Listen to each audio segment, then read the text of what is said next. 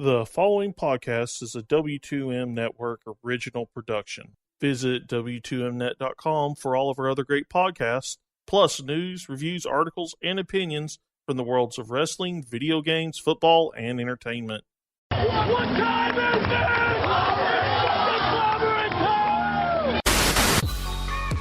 There is nobody that holds a candle to the king. You know, I wouldn't be opposed to, maybe you build some tag teams here. We are the absolute best tag team of all time, bar none, the greatest tag team of all time. Jay White's going to be a star, no matter where he goes. I'm going to be the guy that spits in the face of cliches. I'm going to be the guy that tells time to off. Man, what in the world is Joe doing? Just standing. And then I thought to myself, maybe he just likes Jericho's music as much as I do. Cedric Alexander victorious tonight in your return to 205 Live. Tell us how you felt out there. For the first time in 2 months, I felt like I was at peace.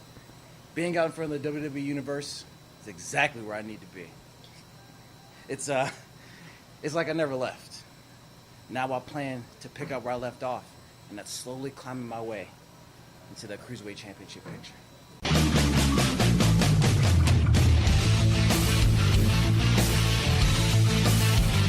Ladies and gentlemen, wrestling to the max.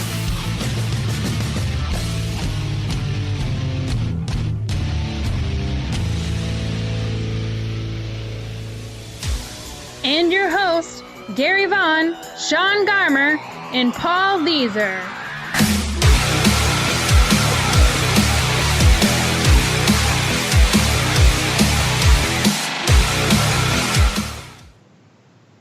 Welcome, everybody, to Wrestling to the Max's episode 248, part 2. And tonight we are going to get into some awesome stuff. We're going to talk about Jinder Mahal. That's right. He is your WWE Champion now after following Backlash. And, of course, we'll talk about some of our opinions on that, the landscape of WWE with Jinder Mahal as their WWE Champion over there on SmackDown.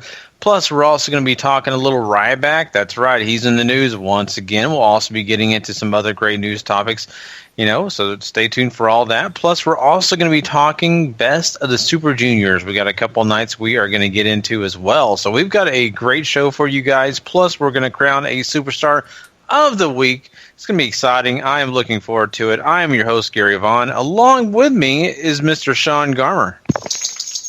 What's up, everybody? And Mr. Paul Leazar. Heyo. And, everybody, if you want to know or maybe find some of our other great content that we offer, just to let you guys know, make sure you go check out W2Mnet.com. Go find us on iTunes or wherever you get your podcasts. And the way you do it is just go search out Wrestling to the Max and subscribe, rate, and review. Along with, if you're enjoying the website and you're just like, man, I love all these other great podcasts and everything that you guys have to offer, what, is actual streaming on iTunes or wherever you find the podcast, well, that's the W2M Network. So if you love everything that we have, the Wrestling to the Max family, go over there and subscribe there. Besides all the business part of this, let's get into some of the interesting stuff that's, kind of going on right now. I've just been super busy, just to let you guys know. I mean, I try my best to watch, a lot of wrestling. And right now that we're not covering Impact, it kind of helped me, guys, because I've been preparing for this DJ gig I got going this weekend and working on some research and doing a few things editing-wise for audio. So it's been kind of, one of those, I get a chance to take a break and put that on the back burner. But at the same time, it is kind of feeling weird on a Thursday not to watch Impact for me. I'll be watching it this weekend for sure, though. So that's just, my news for the night. Anything going special with you, Paul? Not entirely. Celebrated a buddy's birthday today. Happy birthday, Ben. And that's really about it. Oh, that's cool, man. So that's happy birthday to Ben. Sean, man, anything going on in your world? Just work and the usual stuff, and Naya's about to be done with school, so she's going to start this cool summer camp where they'll be doing all these really cool things, doing ballet and dancing, and cooking classes and all this kind of stuff. So I'm excited for her to be doing cool stuff, you know. Yeah, now you can kind of say, Anaya, dinner, make it happen, baby. You know how to cook now. Exactly. It's time to earn your due around here, baby. No, that's awesome, man. That's really, really cool. I'm excited for it, man. You know, my daughter is really into, you know, doing those type of things as well. And, you know, she's doing swim class and various other activities this summer. So it's a fun time for the kids, but it also means less of a break sometimes for the parents. But, hey, it's worth it. You know, good times all around. So, well, that's what's going on with us, guys. Just a little sneak peek into what's going on. We are, of course, now going to jump into some wrestling news, so we will be right back with Quick Hits right after this.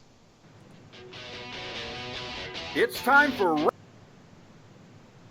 Awesome. wrestling news. All right, well, let's start off by talking about 205 Live. Of course, we do the review every week, but apparently our review is probably viewed by as many people as watch the show, I'm assuming, because the network number is not very high. So I'm imagining people, if they listen to our show and don't watch the show, that's high praise. So I don't know. This is kind of crazy, but needless to say, 205 Live is not doing that great on the network. They really continually rank very low when it comes to the network numbers, considering all the other shows they have. They don't even really rank in the top 20, guys. I mean, Sean, that's kind of pathetic. That's bad. Older pay-per-views aren't ranking it. I mean, like, you know, just that really shows people just do not care about that show, don't care about the people on that show, and that's sad because, you know, you have great talent on that show that gets seen by a small amount of people, and, you know, when there's talk of could the women's tournament just replace 205 Live for a certain amount of time to have it go away? I mean, geez, that's not good.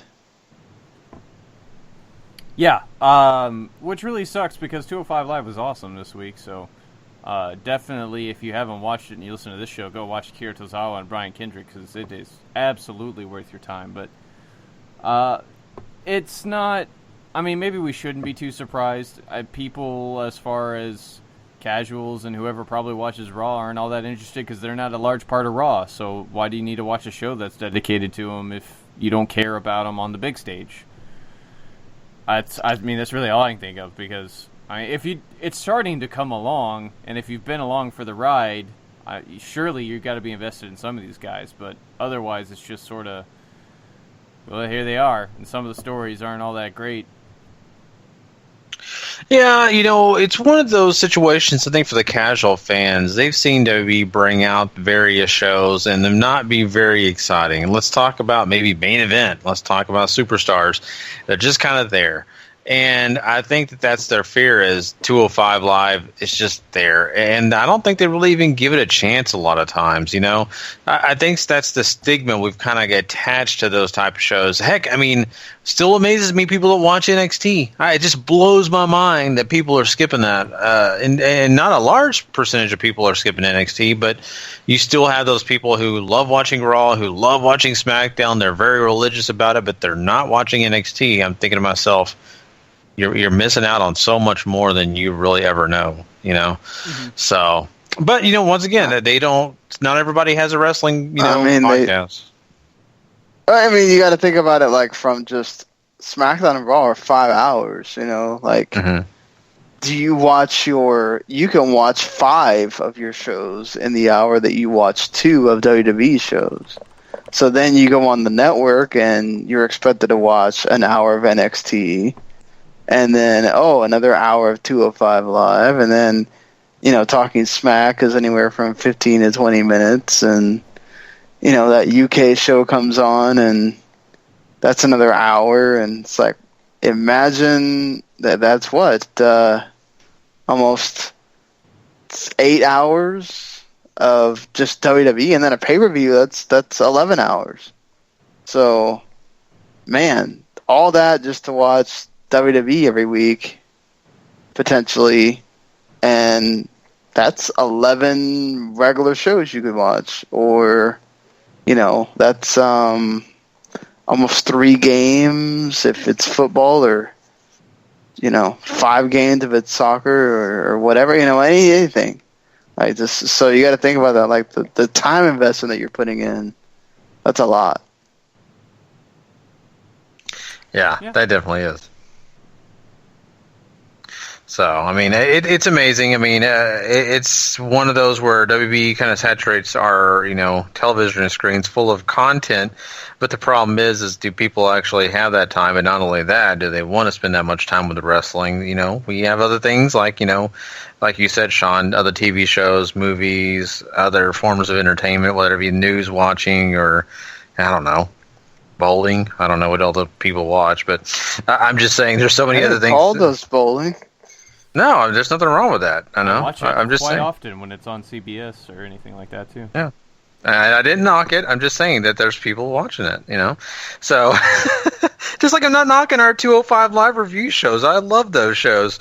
I've made the joke about, maybe people view as much as watch that show, but, we may even sometimes beat, I don't know. I'm just saying, it's the fact that WB just does not have a lot of fanfare for 205 Live, and we're going to continue covering it because we think it's worth it. So, hopefully other people do, too. I mean, if they have more shows like this week, then sign me up. Definitely. Yeah. So, there you go. There, if you have someone that doesn't watch it, make sure they watch this week. Or if you don't watch it, you watch this week. So, let's move on and talk about something else that's interesting. We found out that Billy Corgan is almost done with his deal with NWA. That's right, he is about to own it. 97% of it's done, but not everything is completely, processed through. We do know that there are some names attached to this, and it's really cool that we, finally got a little bit of information. We have Aiden O'Shea. We also have Jay Bradley attached to this, so they're, probably going to be joining. Oh, okay. Sorry. No, you're right. Which is Indy name? Okay. I know Aiden O'Shea. I don't know the Jay Bradley name. So Jay Bradley was his name on the Indies before he got to TNA. Okay, that's why I don't know that. I was like, okay.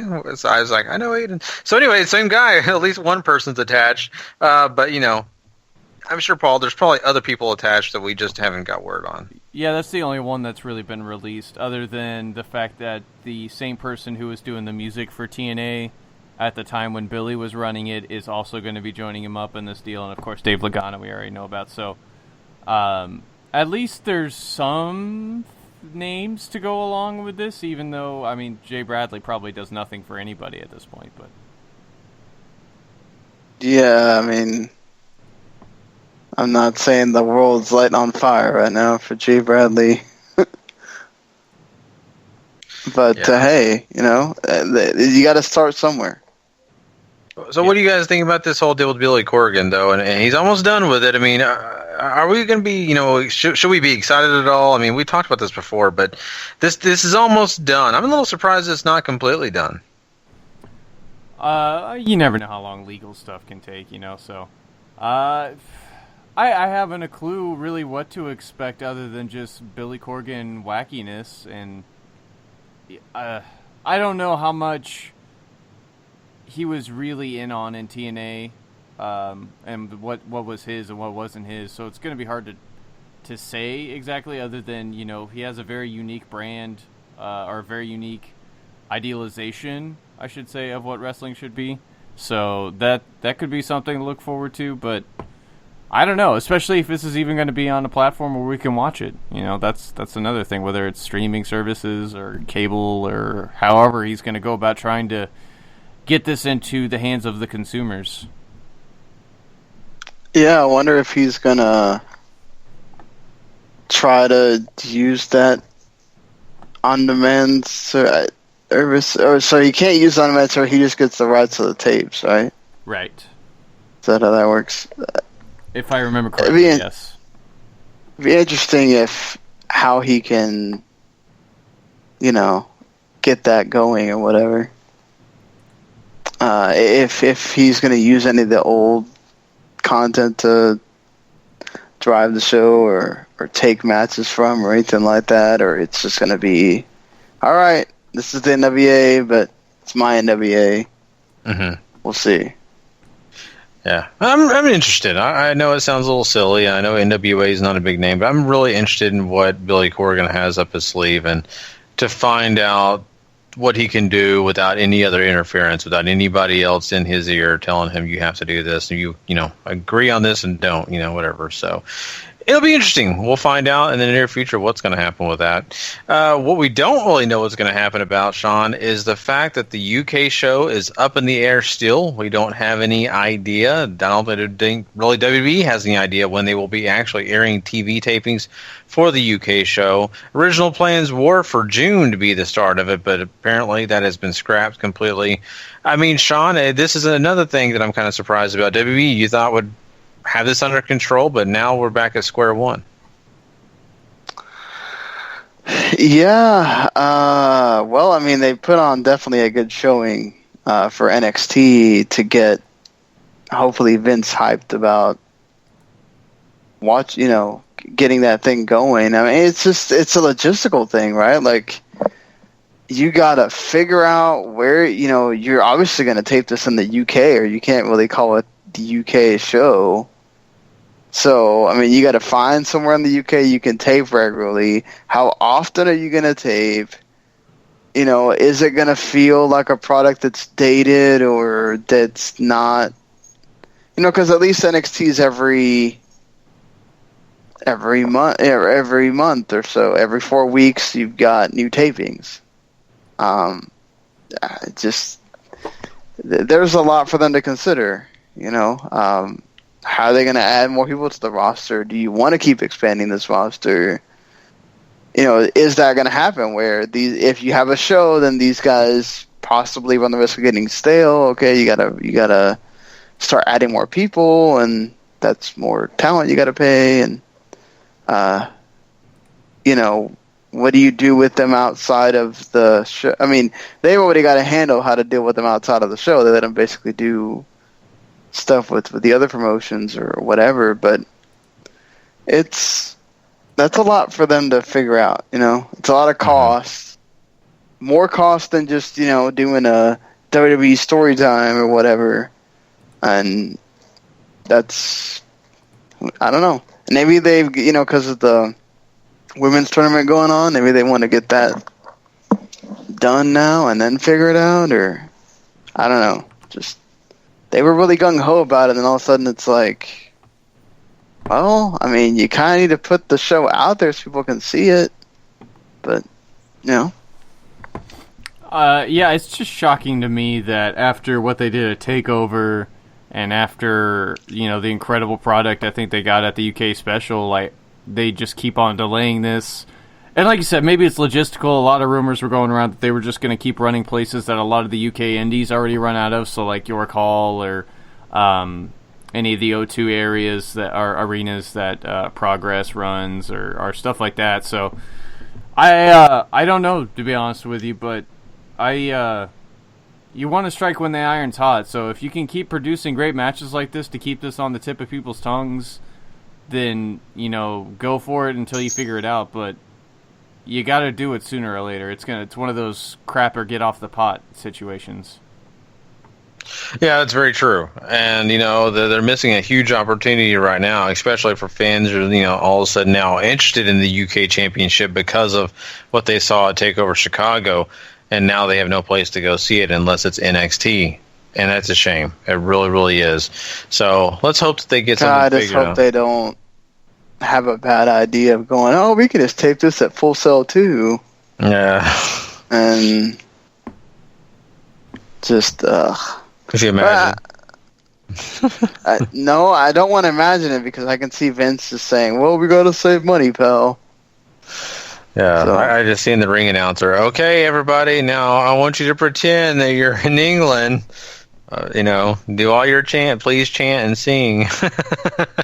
Yeah, chant UK even though you're not there. Yeah, so who knows? I mean, heck, you got that crowd in Chicago to chant UK. Mm-hmm. I mean, what else do you want?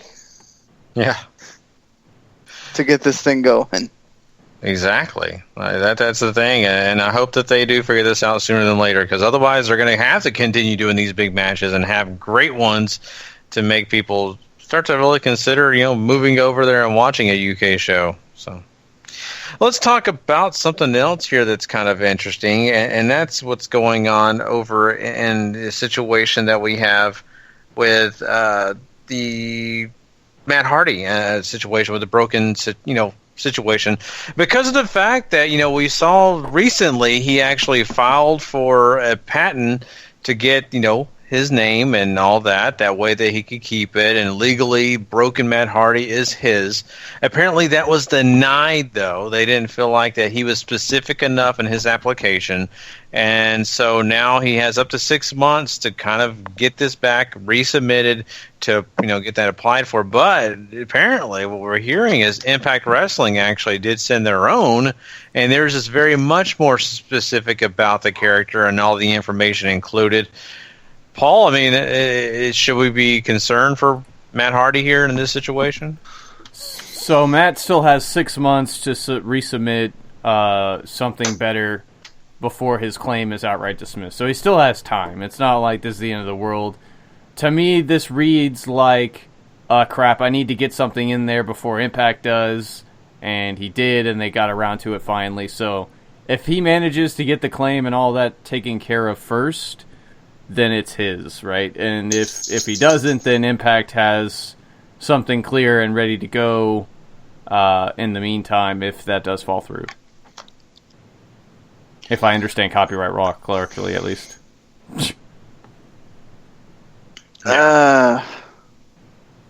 This sucks that that happened. I get they're really specific about these things. Like, you have to have all your ducks in a row. You have to have everything there for exactly being more specific, like Impact Wrestling's, because you have to be able to prove without a shadow of a doubt it's yours. If there's any kind of doubt and you put broad strokes in there, they're going to go, well, anybody could be saying this. So, that's, you got to get those phone calls, you got to get those emails, you got to get everything. You got to show the tapes, anything that they have, just you got to throw it out there. Because you look at y'all made this a big deal now. So, make sure that you don't lose out. I'd hate to see them lose out on this. It sucks. Mm-hmm.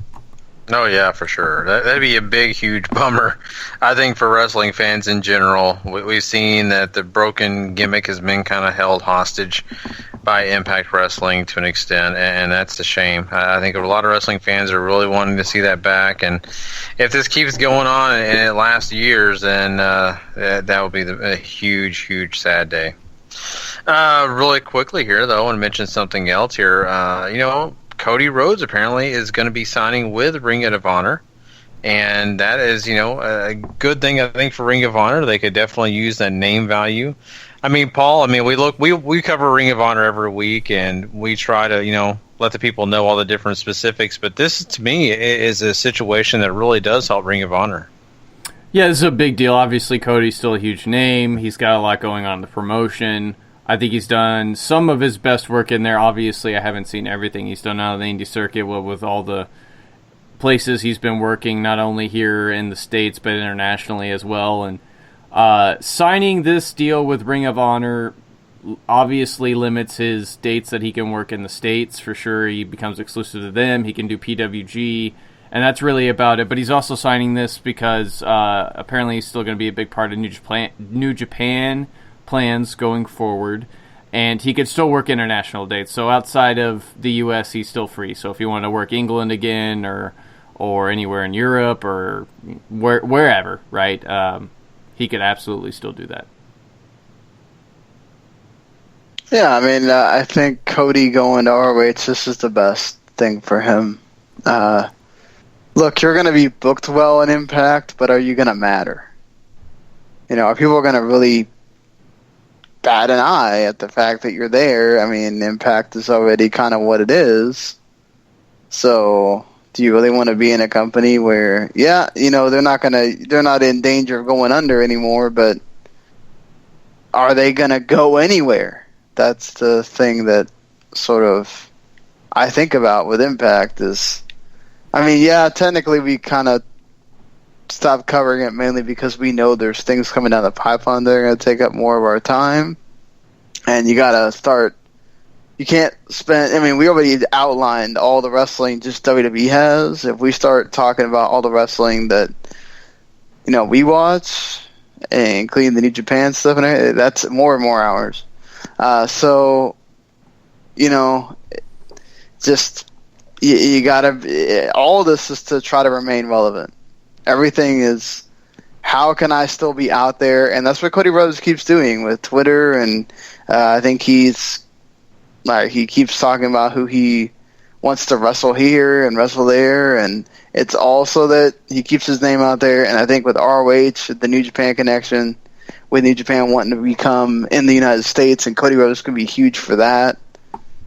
Just with Impact, it's like, okay, well, if they get on, they start doing tours again. They're going to do something with AAA.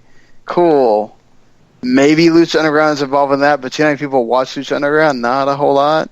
So, you know, if I'm Cody Rhodes, stick where I'm at. Mm-hmm. Exactly. And, you know, Ring of Honor really does give him those big opportunities. I mean, honestly, he can wrestle, you know, at Wrestle Kingdom, have that experience, get a chance to do all these other great things, and still be a staple here in the States with the Ring of Honor and all this thing, basically all the things that they get involved in as well. So this is huge. I think it really helps him, and it helps the Ring of Honor for sure. I mean, they could definitely use the name value right now with some of their roster kind of, you know, taken off. And of course, you know, you never know in the future, they may even lose other bigger names. You know, we've heard Dalton Castle being a guy that, you know, could move on, and a few other names. So we'll see. Well, let's talk about this women's tournament that we have been talking about for several weeks now, or maybe even longer than that. We've been speculating all the different things that will be taking place. We're getting more specific ourselves on this. We know a lot more information. What we do know is this is not going to be called the women's tournament. It's going to be actually named the Mae Young Classic, which is kind of cool. I think that's a really good deal. Great name attached to that. Basically, the way this is all going to work out is they are planning on having a 3-person booth, which will be kind of interesting as well, because JR is a big name, I think, already kind of, you know, assumed to be attached to this project, along with 2 other women that will be joining him at ringside. A lot of thought processes, or someone like Renee Young will be involved, and then maybe add a Hall of Famer, you know, Lita Beth Phoenix, even someone like Medusa, or, you know, joins on. So we're also, you know, finding out that the actual TV tapings will be July 13th and 14th. That's only 2 days, but that's when it'll be taking place. They'll be airing 3 to 4 episodes a day, and that'll also, you know, let you guys know that, you know, tickets are on sale now. So if you want to go, hey, you can go buy the tickets and go check it out.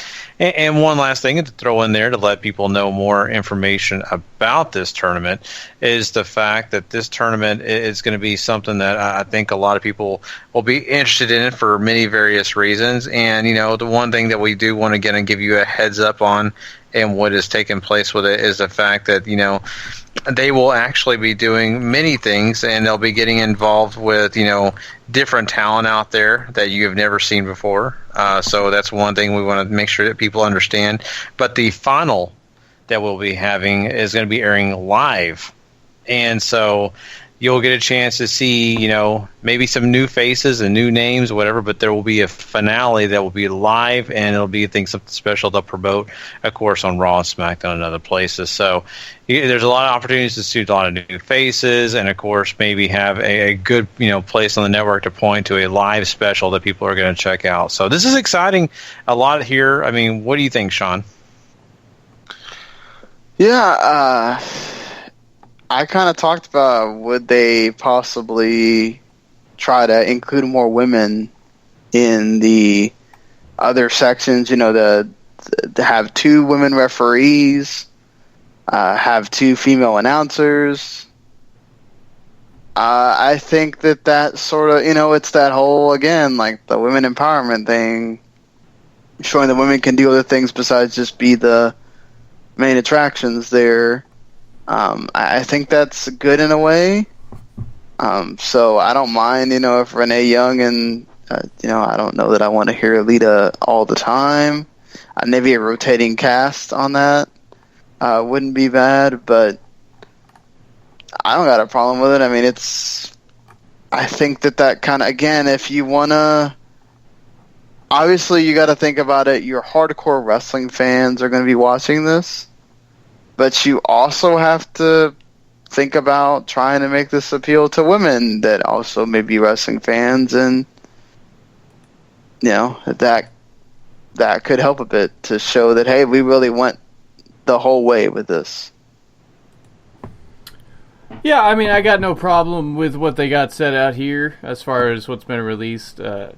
Once again, like Sean, I mean, Lita's not terrific, and you really want somebody who's knowledgeable about these things, especially because the hardcores are going to be looking for that. And even if the hardcores aren't looking for it, I think anybody who might check it out obviously is going to want to know some background on these women. So I think we talked a little bit about suggestions for this before, but Sarah Amato down in NXT obviously has worked with a lot of these girls before she started training. I think she would be great in this role. Really, I don't know who else you could get that would have that much knowledge unless you have just days and days of research for all the other possible announcers to get in there and digest before this tournament goes down.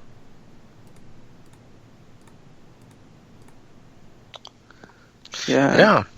So, I mean, you're right. There's a lot of things going on here, and it's really interesting. I mean, I'm really looking forward to seeing how they actually present this when it comes to, mainstream Raw and SmackDown, because I think that they are, really good at promoting things, but are they going to promote it really heavily, or is it going to be a side note? You know what I mean?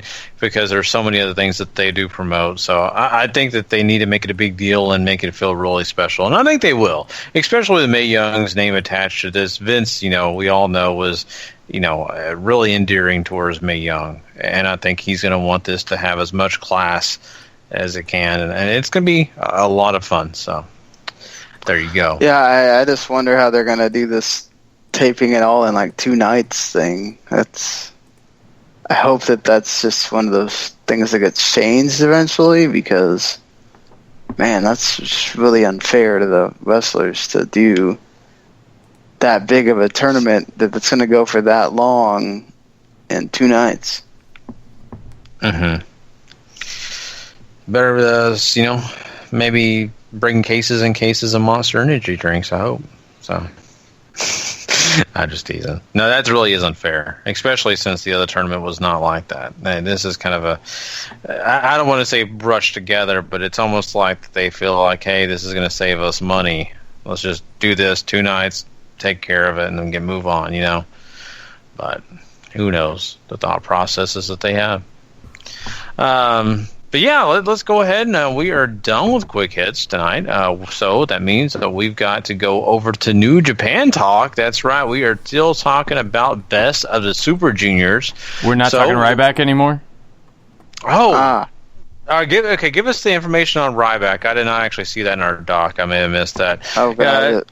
His thing is long. It's from his podcast. Go ahead. Basically, it's just him sort of giving his take on indie wrestling and how they do too much, and they're going to wind up hurting wrestling for themselves and then for other people, and that they're hurting wrestling as a whole because the newer fans are sort of expecting that you're going to do 50 moves and not sell it and whatever. The general things that we hear a lot of when it comes to indie wrestling. The Young Bucks, that kind of thing. And then him sort of relating it to WWE, where at least with WWE, that's why they slow it down and all that, because it doesn't fly there. And it's why it feels like he sort of alludes almost to 205 Live why that's not doing well, because people don't really want to see that there and that kind of thing. That's sort of interesting in a way. But yeah, I mean, it's kind of his take on that, which I don't think he's wrong. It's just one of our guys in the wrestling chat, he hit this perfectly.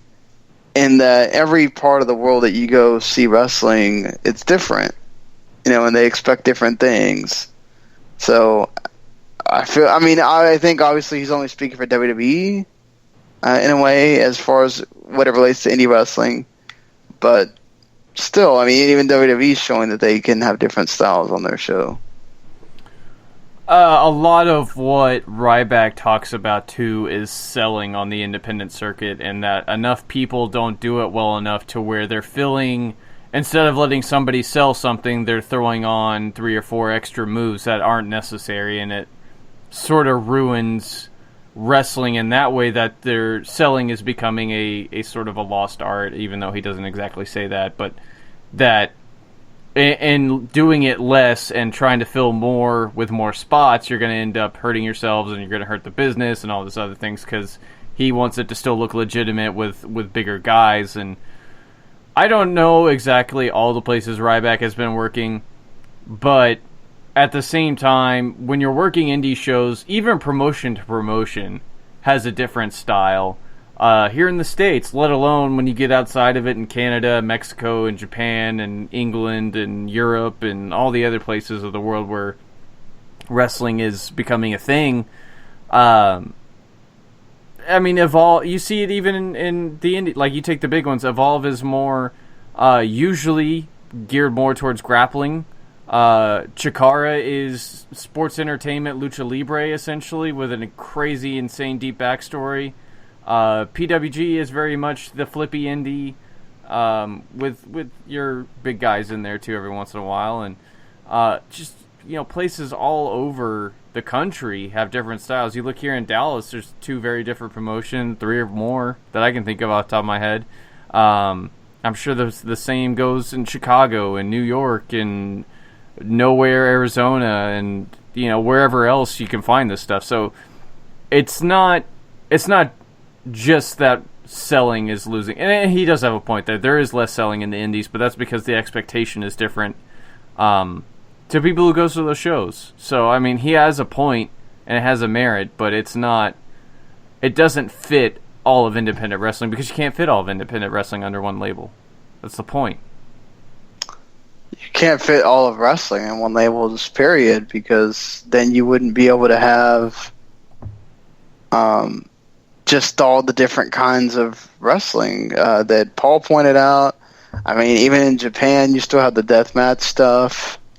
And they can have variety shows on their shows. Like, they can have crazy stuff like DDT, and you can have awesome wrestling, and then you can have a deathmatch on there, and you can have something else going on. I mean, that's what's like the beauty of it, is that it's a variety show, and you can have so many things.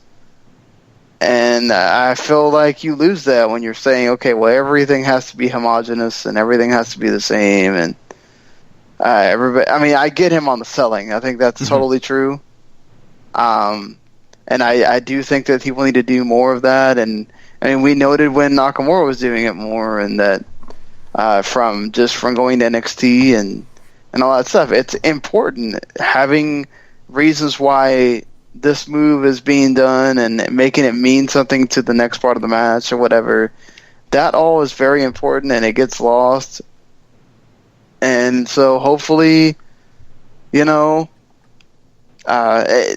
just don't want to see like, okay, well, you're not really going to learn that until you get to WWE or something like that, or a New Japan. Like, if you're in an indie, this is how it's always going to be. Hopefully that change can come and things can be different. But Ryback trying to make one generalization for how wrestling is supposed to be, it just doesn't work that way. Yeah. And in fact, I would probably hate wrestling if it was all just this one thing. Yeah. I agree. I think the nice thing about wrestling is it has so much variety. There's so much to offer everyone, right? even just in general, if you just want to point at WWE alone, they have so many guys with different styles and different ways of doing things. They kind of have their own formula, but yet they still have those guys that are from various backgrounds, various styles. Same with New Japan, same with Ring of Honor. All these companies have those opportunities to showcase different types of talent that wrestle in many various fashions. So I think it's important. It's a nice piece to have. And, yeah, there are some things that aren't perfect on the indie circuit, but, hey, WWE is definitely not perfect.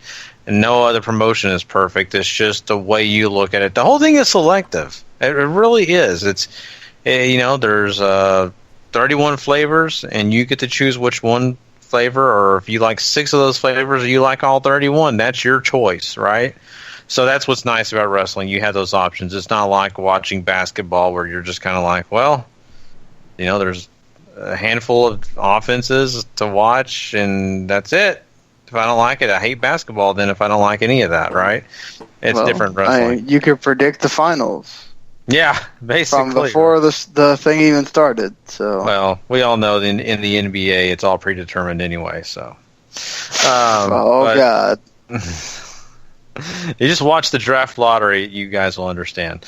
But anyway, let's talk about something else besides basketball. But I think Ryback, once again, he has his rights to his opinion. I don't want anyone to think we're not giving him his due. He deserves his own time. Everybody, all these other wrestling podcasts, Jim Ross, Jericho, Austin, they all have their own opinions about things, and hey, we even have ours, but that's what's fun about having a podcast. You get to share it, and of course, we'd love to hear your feedback, so let us know what you think. Do you agree with Ryback, or do you think that, Ryback's an idiot? How do you feel, or do you think he's half true? I don't know. But yeah, let us move on, though. We do have Best of the Super Juniors to jump into, so let's go ahead and do that right after this.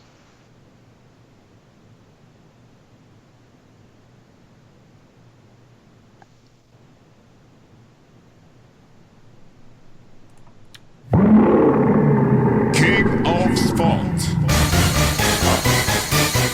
New Japan Pro Wrestling.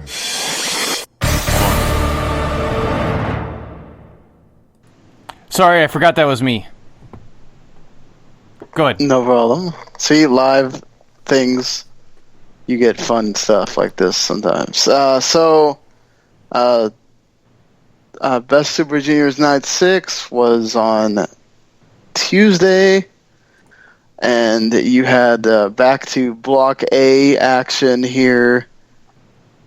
Paul's going to be the one talking about the matches more than me, as he got to watch these shows. I haven't really gotten to be able to sit down and watch the matches for the most part. So Marty Scurll beats Taka in under 10 minutes by submission. What do you think? This was just sort of there. It's very light. They're doing the usuals. It's not like they're going out of their way to try to put on a show here. Especially, like I said, these smaller shows on the tour are going to be where they're more likely to take time off, and this felt like this is what it was a match off. We're just working towards the result, and of course that's going to be Marty beating Taka here. Then you get the other old man, Jushin Thunder Liger, taking on Will Ospreay. This was looks like a good match, but Jushin Thunder Liger, no points, and now he is officially eliminated from the tournament. So you got Tenzan being eliminated early, and you get Liger not even getting points. They don't even tease you. What do you think about? Tenzan got a couple of wins to at least make you think maybe he could, make it to where he was going to be a force and matter. They didn't even pretend with Liger. It's just he's getting beat, he's out. To be fair, though, this match was really good. I enjoyed this a lot. It just really sucks that Liger... he might not even get a win now. It doesn't matter anymore for him. So, if it doesn't matter, why have him win anything? Unless you're going to carry over into a story, and it just doesn't look like that's the point with Liger here anymore. I will say he's put on some great matches, though. This match with Ospreay was really fun. Liger continues to just look super motivated and trying to... If the goal here is for him to put over everybody he's in the ring with, A+ job on that so far, Liger. just sad that he didn't even get wins. But even more sad is Taichi wrestling Hiromu Takahashi, and, well, that's all I gotta say.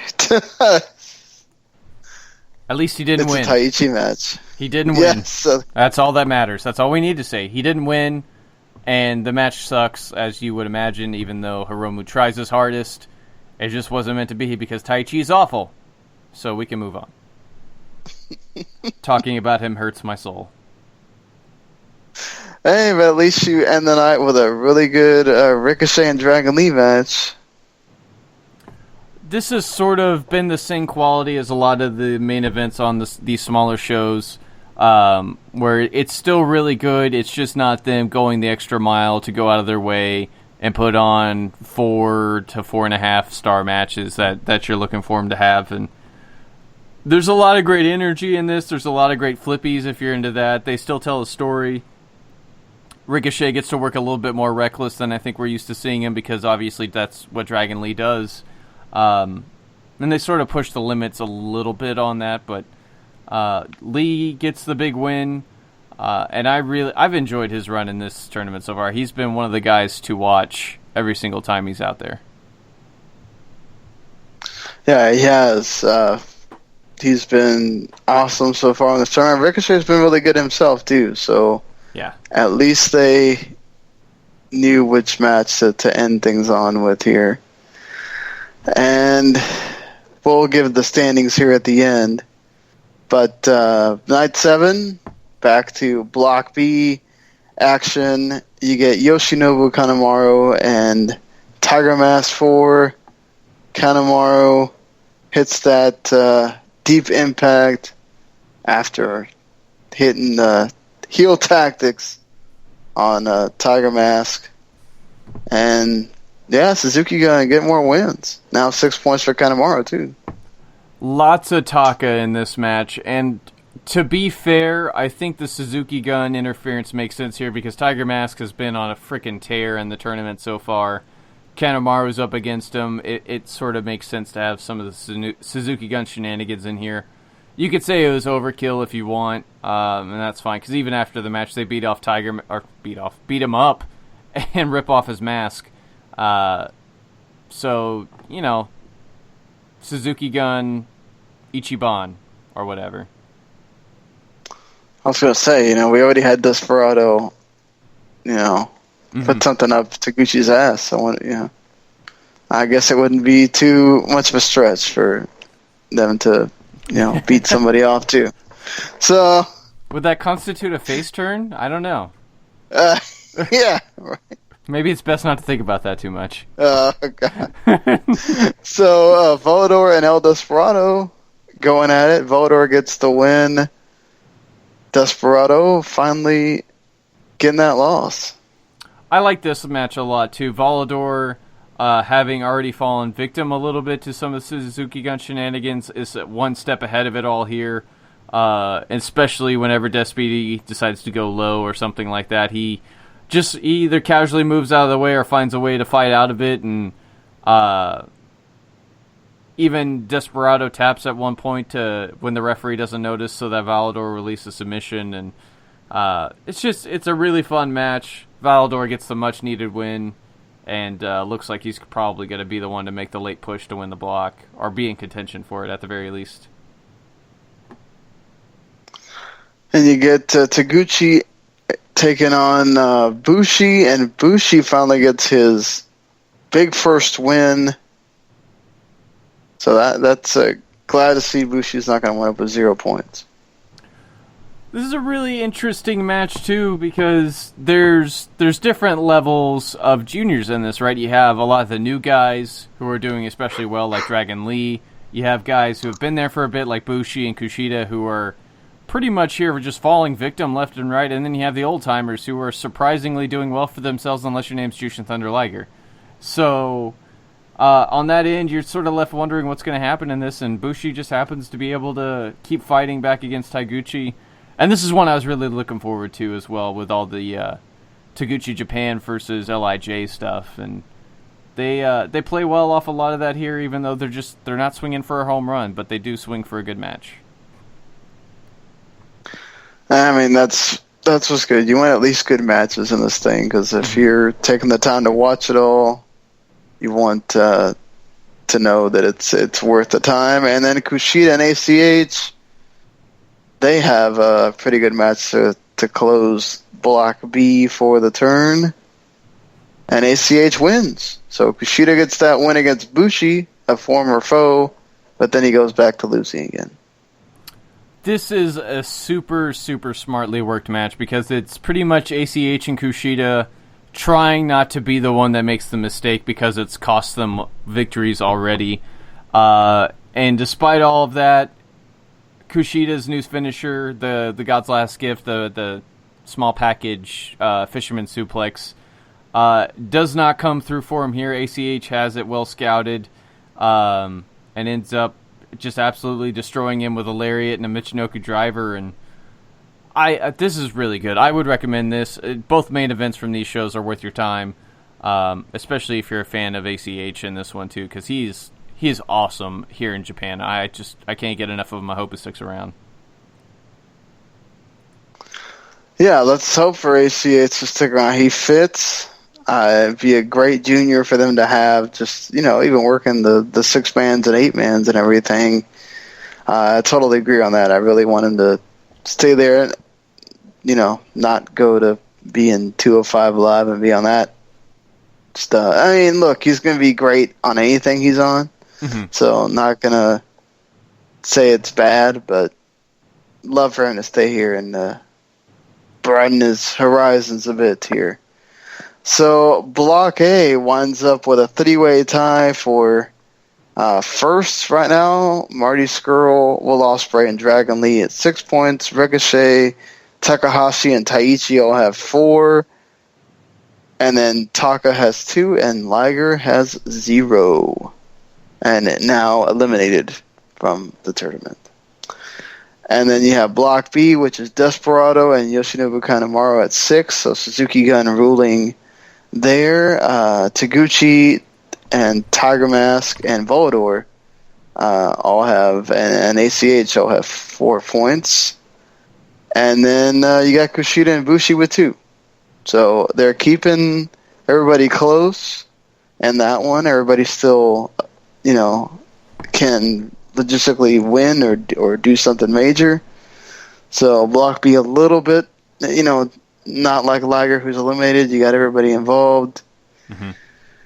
Normal parody booking here for Ghetto so far. So we're also officially halfway through the tournament now after day 7. Your predictions at all still alive for a finale here, Sean? Well, I don't think Kushida can get the points that a lot of us had him getting. He might be able to get 10. I don't think he can get 12 at this point. But I feel like Kushida's still set up for some big run, especially with Block B being Kanemaru and Despy.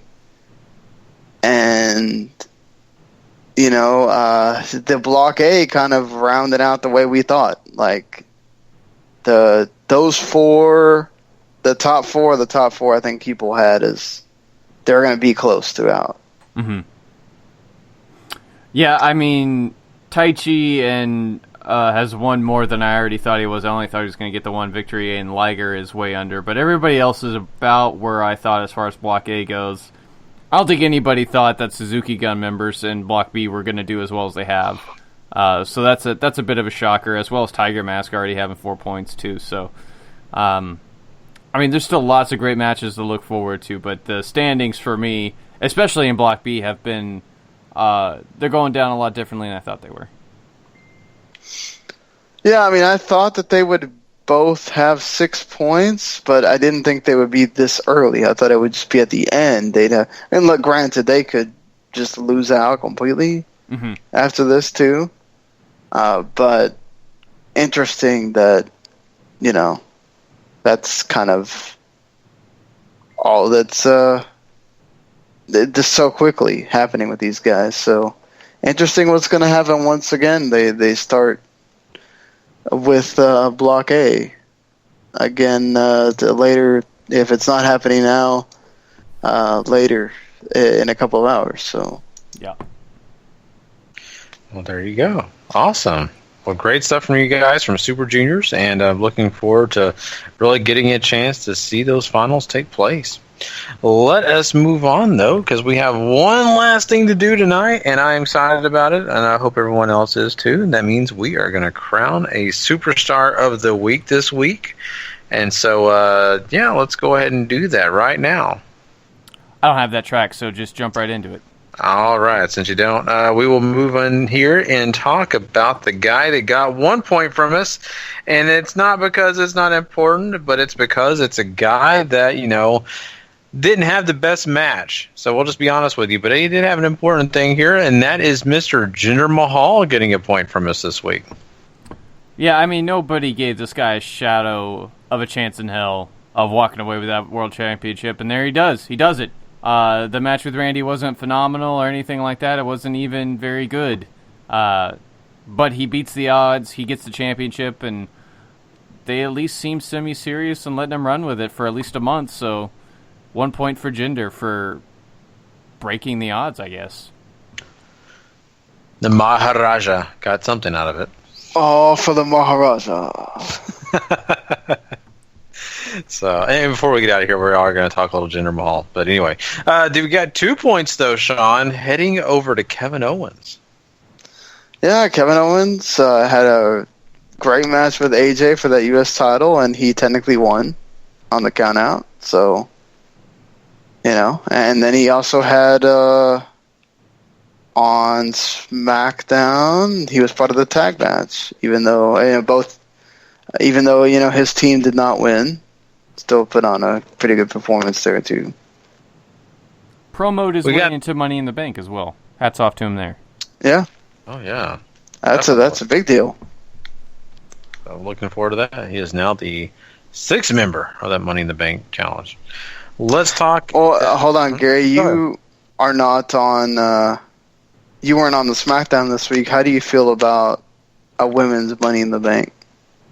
Actually, I don't have a problem with that. I really never have. I know some people say, well, it just doesn't work. I don't know. I think actually it could.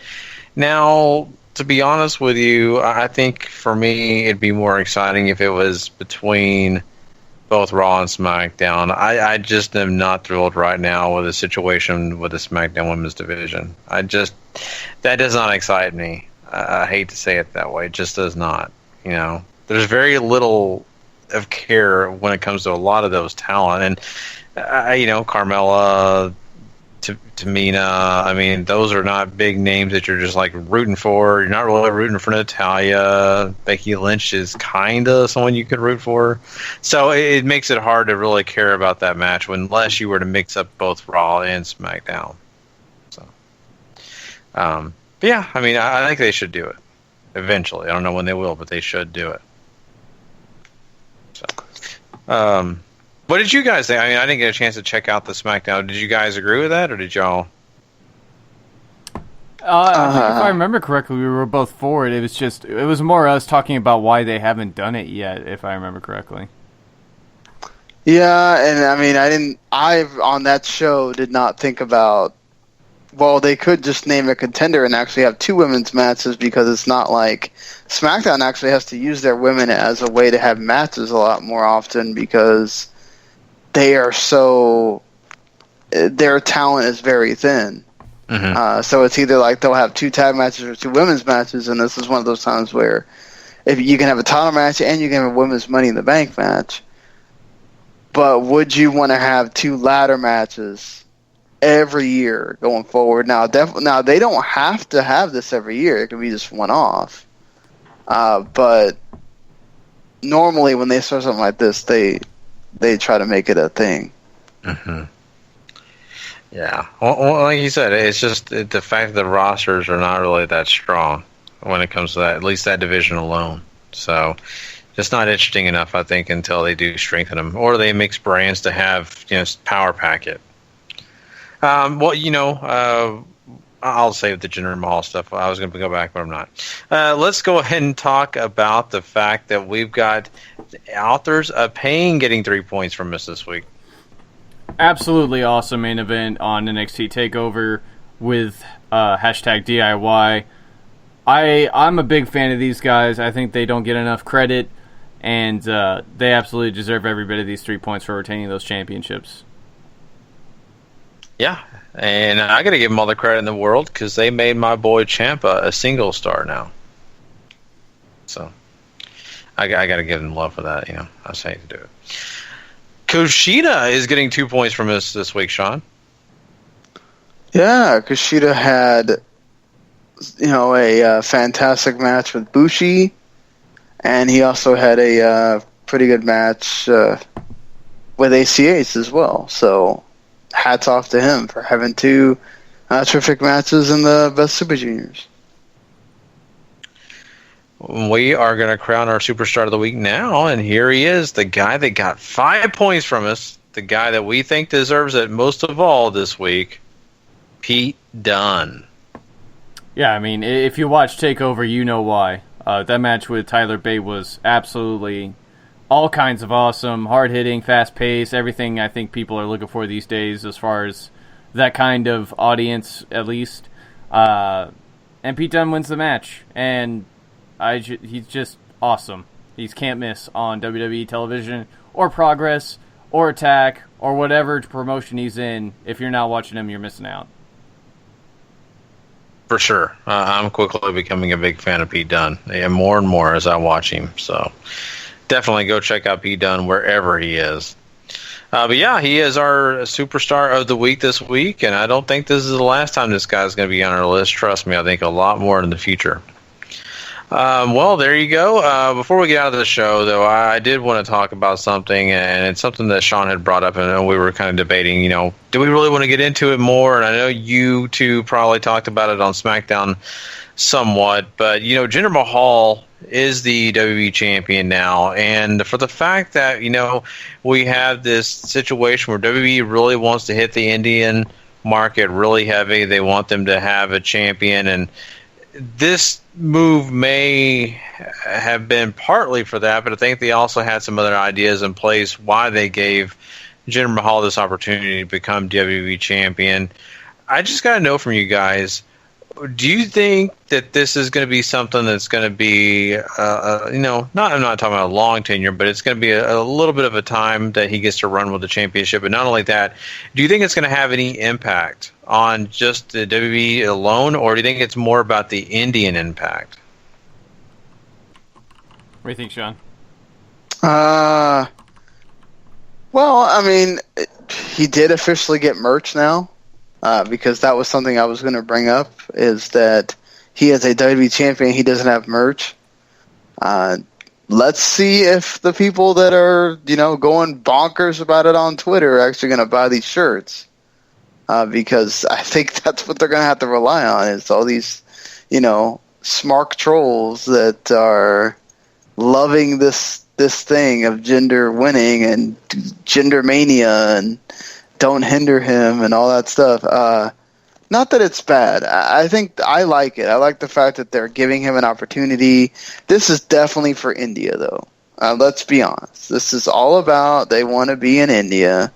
They want to be big in India. And look, to be honest, you're going after a market that is huge for you. You're not just sitting here placating to like the minority or whatever. You're doing something for a country that you have a TV deal coming up in. You need to do something great for that to get the numbers moving. Great Khali did it when he was a champion and just being a character on WWE, and Jinder can do that too, whether he's Canadian also or not. I mean, look, I'm not Indian, so I don't know. I can't tell you how I feel about, or how they feel about, oh, well, he's not really full-blooded Indian or whatever. And, you do have the people that say, oh, well, The Rock's not completely black. I don't count him as a black world champion. I want him to be, so I can kind of get that point, right? Because it being part of the Latino community is so weird because we just, anytime there's a Latino that does anything, yes, Latino power. He did it. Like, yeah, whatever. I mean, we also had Eddie, right? So he did, like, stand up for everybody, and Ray and so we got a huge share of that. But, just, I think that we shouldn't really care about where the guy's from and whether he's however much Indian he is or whether he is or not, or, like, that's a really cool moment for him to go from literally doing nothing to being world champion and now getting to make the most of it. And he's front page news in India. I mean, that's big. I think if you listen to the video that had been going around on social media of the announcers from India, whenever he's celebrating after he wins the championship, is really all you need. Like, sure, they have the WWE in their ear, but they legitimately seemed really happy to see Jinder win, and they just freak out for about 2 minutes. It's awesome. You're right. Like when the Spanish announcers go crazy for a goal in soccer or whatever. It's Maybe cool. not as enthusiastic, but certainly very loud for sure. Yeah. Yeah, and I mean, Sean totally nailed this, right? I mean, this is totally a move designed to spike interest in India, and all that good stuff. But just looking at it here on the home front too, like, WWE needs more stars, and this is sort of what SmackDown does, is they give you a try with whatever they think they can do to make sure you're going to be a name for them. And if this creates another guy for them to use, maybe not in the main event, but somewhere in the mid-card or something like that would allow them to elevate somebody else, then why not, man? I mean, you won't know what these guys can do unless you give them a shot, and this is what they're doing, at the very least. So good on WWE for taking a shot in the dark. And it's the summer, too. It's kind of when they tend to do stuff like this, before SummerSlam. Do you worry at all, though, that, like, as soon as they announced that main event, the ticket sales kind of just almost froze for Backlash? I think it was because, I don't know if it was because it was Jinder or if it was because Randy Orton versus Jinder just doesn't sound all that entertaining, and it didn't on paper, but, or maybe they just thought Jinder was going to get rolled over. They weren't going to see anything competitive, as far as the main event goes, and that's all very valid reasons to not want to go to a show, but I don't know. They're heading into a pay-per-view now that's headlined by something much more exciting, so, I mean, at least there's that, but I don't know. We'll just have to wait and see. Like, time is going to tell for Jinder, and they gave him a legitimate shot on this first week on SmackDown. Yeah, I thought he passed as far as the celebration, and they made it a big deal. So, again, and he was getting dual chants at the pay-per-view, of course, Chicago. So, right. Let's see. But, it's there's interest there. I didn't really hear much of a reaction when the celebration was going on, though. So, yeah, that may not be. Well, they can fix that in post. Well, I mean, yeah, certainly when it's on the network they can, or on Hulu, but, like, this isn't the biggest deal in the world, because then in July, when the Money in the Bank happens, or June, technically, sorry, in June, and Money in the Bank, they could just give it back to Orton and go, okay, well, we tried. They absolutely could. It's not like, oh my god, the world ended because Jinder's now champion for 6 months. I mean, they could fix this really quick. Yeah. If it doesn't work. Oh, yeah, I totally agree. And I'm, and sitting here thinking to myself, okay, so this is great for India. And is it so great for WWE? And I don't think it's bad for WWE. I think it's really, honestly, kind of a good thing to have a new face as a champion. That way you can start some more feuds for the championship belt, but not have the same feuds over and over and over again. So that's a good thing, and I think it's kind of exciting as well. So, I mean, we'll have to watch, the Indian audience and see how they're reacting and see if they're actually buying up all the merchandise along with the U.S. As the U.S. buying up a lot of Jinder's, stuff? Are they really enjoying him in general, or is this just a kind of a flash in the pan? We'll have to find that out. But we'll continue to get in, and research, what Jinder Mahal is doing on other fronts besides just, in the U.S. So, but yeah, it's interesting, to see how this is all shaking out and to see where we'll be going in the future, especially with a guy like Jinder Mahal as a WWE champion. That is our show for the night, guys. We've had a lot of fun, lots of great talk. I mean, we've had some good news topics. We had Best of the Super Juniors that we got involved in, and of course, Crowned a Superstar of the Week. We've had a big one for you guys this week. Of course, don't forget, come and check out next week's episodes, which will have some great content for you. We're looking forward to that. We don't want you to miss a minute of the action. So to do that, make sure you go subscribe to Wrestling to the Max. Go rate and review it. Also, if you love the W2Mnet.com family, go check out the W2M Network. That'll get you everything besides just our show. Also, go check out W2Mnet.com if you haven't already. Maybe hear us talk about it every week, mention it, but you just haven't gotten on the computer. Hey, go do it. You can get to do it on your phone if you want. Just go check it out, because trust me, once you get there, you start looking around, you're going to probably get into something that you're not going to want to miss out on. You're thinking, man, I should have been doing this a long time ago. So go check out that website. It's great. Looking forward to you going and doing that. But yeah, we are finished here. So I am Gary Vaughan. Of course, that was Mr. Paul Leazar, Mr. Sean Garmer. And until next time, if you're not living life to the max, not living life at all. You know it. Please.